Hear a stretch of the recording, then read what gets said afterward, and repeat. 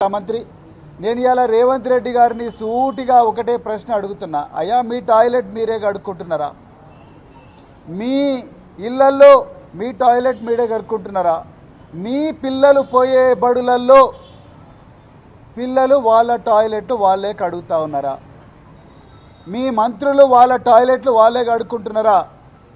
కడుక్కుంటే తప్పేందని మీ అధికారం అంటున్నారు. మరి కడుక్కోవాలి కదా. నేను మొన్న కూడా స్టేట్మెంట్ ఇచ్చిన రేవంత్ రెడ్డి గారు, మీరు ఆదేశాలు ఇచ్చినందుకే ఈ అధికారి చాలా నిర్భయంగా ఎస్సీ వర్గాల మీద వివక్ష చూపుతా ఉన్నది. ఎవరి టాయిలెట్లు కడుక్కోవడానికి వ్యతిరేకం కాదు రేవంత్ రెడ్డి గారు. ఈ దేశం పుట్టక ముందు నుంచి, ఈ మానవాళి ఉన్నప్పటి నుంచి పేద వర్గాలు వాళ్ళ టాయిలెట్లు వాళ్ళే కడుక్కుంటున్నారు. వాళ్ళ టాయిలెట్లే కాదు, సమాజం టాయిలెట్లు అంతా కూడా ఈ దేశంలో వాళ్ళే కడుగుతున్నారు. మీకు తెలియకపోతే తెలుసుకోండి చరిత్ర.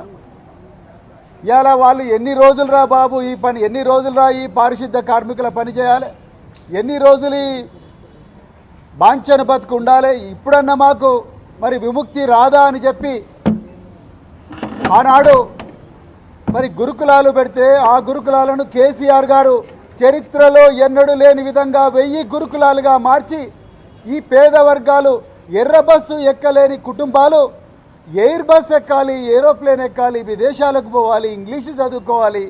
ఉన్నోళ్ళ పిల్లలే కాదు, పేదోళ్ళ పిల్లలు కూడా కంప్యూటర్ ఇంజనీర్లు కావాలి, డాక్టర్లు కావాలి, కలెక్టర్లు కావాలి, ఐపీఎస్లు కావాలి, ఐఏఎస్లు కావాలి, సినిమా యాక్టర్లు కావాలి అని చెప్పి వీళ్ళ కోసం ప్రత్యేకమైన పాఠశాలలు 1000 దాకా పెంచితే, వీళ్ళందరికీ సన్నబియ్యంతో అన్నం పెడితే, వీళ్ళందరినీ ప్రపంచ స్థాయిలో తీసుకపోతే ఇలా కన్నుగుట్టి వివక్షతోని ఒకవైపేమో మీరే అందరికన్నా పెద్ద మాదిగా నేనే అంటారు, అందరికన్నా పెద్ద మాల నేనే అంటారు, నాకన్నా పెద్ద మాదిగా ఎవరు లేరంటారు, దళితుల ఇళ్లల్లో పండుకున్నా అని చెప్పి యాక్షన్ చేస్తారు, నా ఎంబడి జెండాలు పట్టుకొని తిరిగిందంత దళితులే అంటారు. మళ్ళా ఇంకోవైపు నోటితో నవ్వి నొసటితో వెక్కరించినట్టుగా మీరు ఇలా మీ అధికారితోని ఇలా మీరు నిర్భయంగా నిస్సిగ్గుగా చాలా అవమానకరమైన స్టేట్మెంట్లు ఇప్పిస్తున్నారు. నేను ఒక్కటే ప్రశ్న అడుగుతున్నా, మీ టాయిలెట్ మీరు కడుక్కున్నారా? ఇవాళ